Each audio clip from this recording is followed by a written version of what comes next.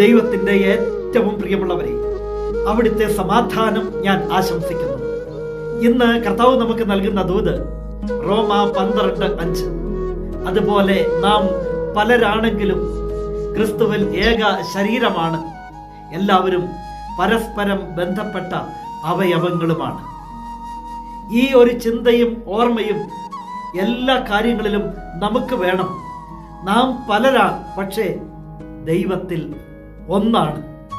എല്ലാവർക്കും പല ദാനങ്ങളാണ് ലഭിച്ചിരിക്കുന്നത്, പല അനുഗ്രഹങ്ങളാണ്, പല കഴിവുകളാണ് ദൈവം തന്നിട്ടുള്ളത്.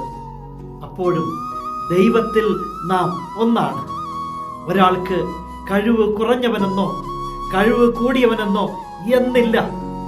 എല്ലാവരും പരസ്പരം ബന്ധപ്പെട്ട അവയവങ്ങളാണ്.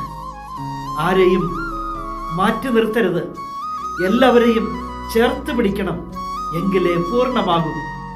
എന്തെങ്കിലുമൊക്കെ അനുഗ്രഹങ്ങൾ ലഭിച്ചു എന്ന് കരുതി അതെൻ്റെ കഴിവ് കൊണ്ടാണ് എന്ന് വിചാരിച്ച് വഴി മാറി നടക്കരുത്, അഹങ്കരിക്കരുത്. ദൈവം തന്നതാ എല്ലാം. ആ തിരിച്ചറിവോടെ ഒരു മനസ്സോടെ മുന്നോട്ട് പോകുമ്പോൾ ദൈവത്തിൻ്റെ ആഗ്രഹങ്ങൾ ഈ മണ്ണിൽ നമ്മിലൂടെ സംഭവിക്കും.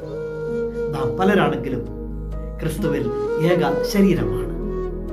കരുണാമയനായ ദൈവം നമ്മെ എല്ലാവരെയും സമൃദ്ധിയായി അനുഗ്രഹിക്കട്ടെ.